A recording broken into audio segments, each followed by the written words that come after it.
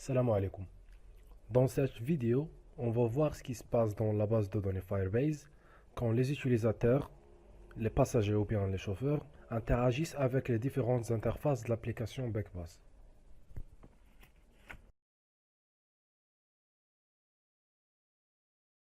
Tout d'abord, on va commencer par créer un nouveau compte. L'utilisateur doit saisir son email, entrer un mot de passe et choisir son occupation. Dans ce cas-là, on va commencer par un compte d'étudiant. On va cocher étudiant et cliquer sur créer un compte. Lorsque le compte sera bien créé, on va constater qu'à l'intérieur de users, un child qui porte le nom de l'utilisateur a été ajouté. Il porte l'email et l'occupation de cet utilisateur. Avant de passer à l'interface profil de l'utilisateur, on doit voir brièvement la structure des données des utilisateurs. Un utilisateur peut être un chauffeur ou bien un passager.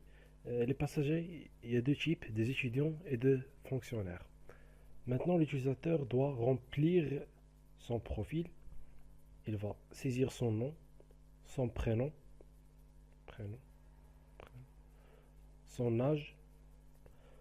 Vous pouvez remarquer que le statut est prédéfini. Pourquoi? Alors, le statut est récupéré automatiquement à partir de la base de données, plus spécifiquement à partir de l'occupation qui se trouve à l'intérieur de son ID sous Users. Il doit aussi entrer son numéro de la carte d'identité et cliquer sur Modifier.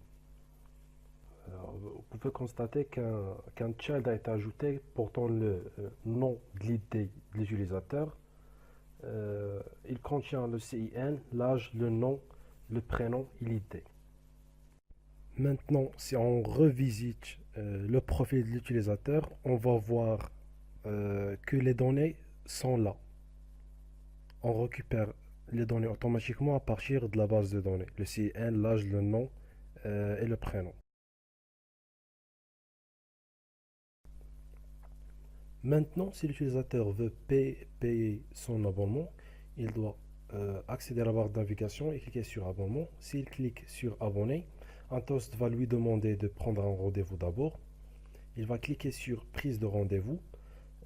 L'abonnement tarif vous permet de voyager de façon illimitée en ne payant que 80 dirhams par ligne. La seule différence entre les deux comptes étudiant et fonctionnaire, c'est le prix par ligne.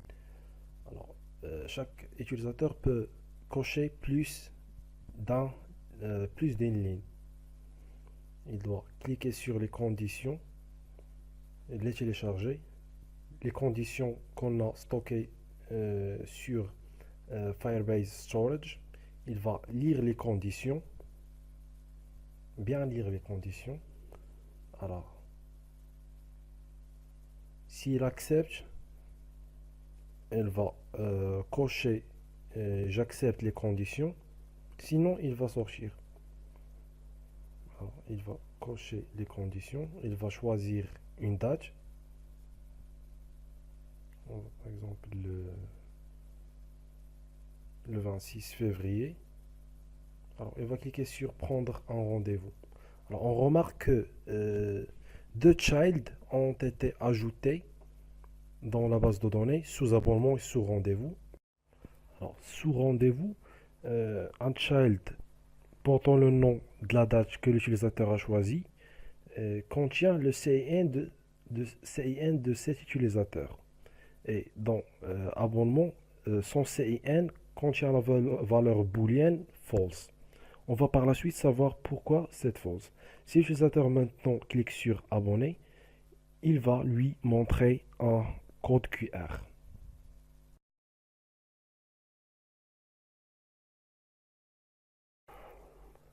Si l'utilisateur veut réserver des bus pour une sortie ou excursion, elle va cliquer sur réservation de bus.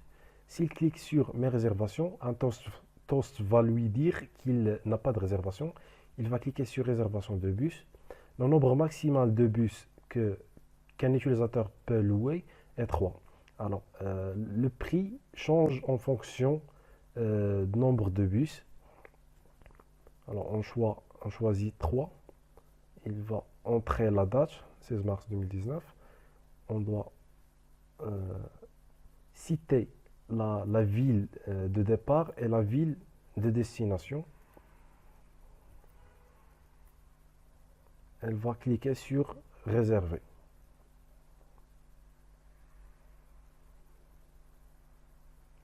On remarque qu'un child sous réservation a été ajouté et porte le CIN de l'utilisateur et sous le CIN un autre child portant une clé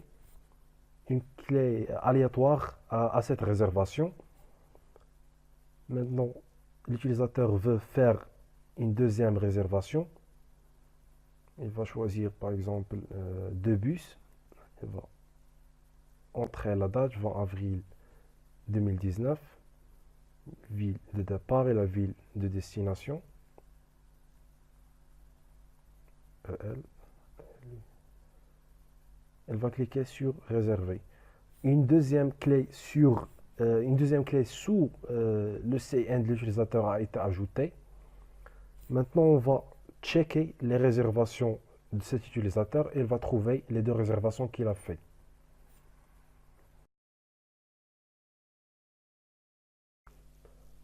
Si l'utilisateur veut réclamer une anomalie, il va dans la navigation bar, il va cliquer sur réclamation. Il doit saisir son numéro de téléphone, la date exacte où l'anomalie s'est produite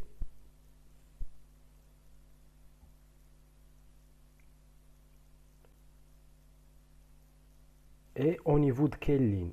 Elle va maintenant choisir l'anomalie, retard ou avance, point d'arrêt non respecté, comportement du conducteur surcharge, état de véhicule ou bien autre. L'utilisateur peut même déclarer ou bien réclamer un objet perdu.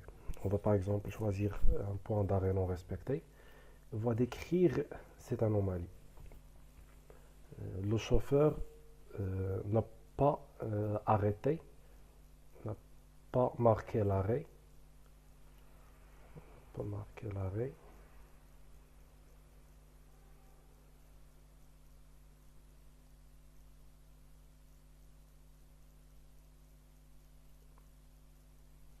Au niveau de taqaddum.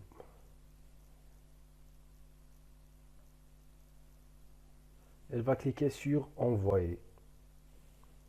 Alors on remarque que un nouveau child appelé réclamation a été ajouté.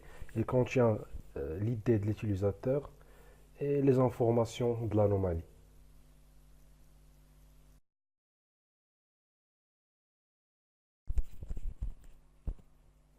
Alors maintenant, on va créer un nouveau compte pour un chauffeur. Il va entrer l'email et le mot de passe.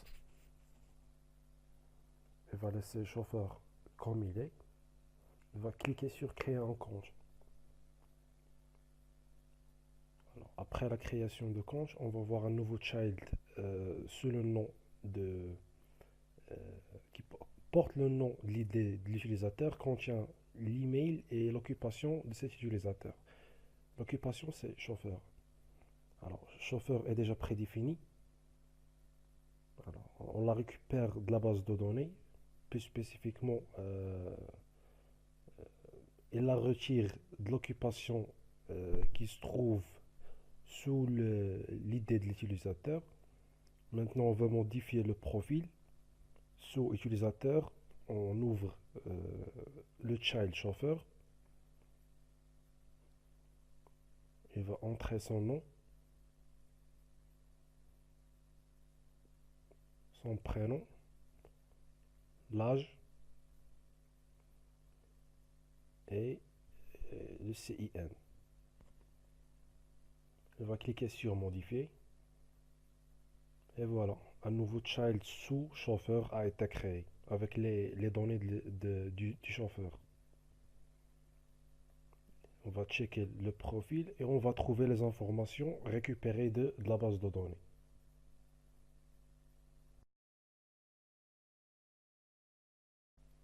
Maintenant, le chauffeur va vérifier ou bien contrôler les abonnements des passagers. Alors, l'utilisateur ou bien le passager va générer le code QR et le chauffeur va le scanner. Par exemple, quand il va le scanner maintenant, il lui donner n'est pas, que l'utilisateur n'est pas abonné. Voilà, l'utilisateur n'est pas abonné.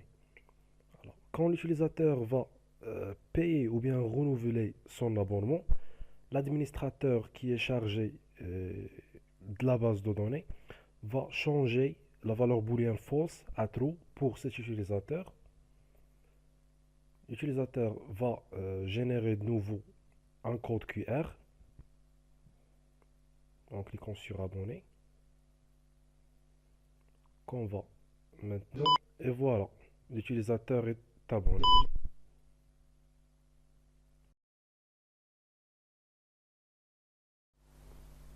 Alors maintenant, si le chauffeur veut déclarer une panne, il va cliquer sur déclaration de panne, il va entrer l'idée de bus qu'il conduit, elle va décrire la panne qui est arrivée, par exemple éclatement d'un pneu,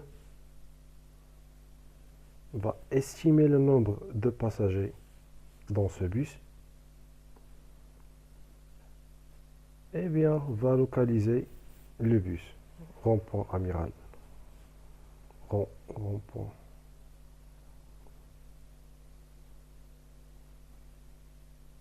Elle va cliquer sur envoyer.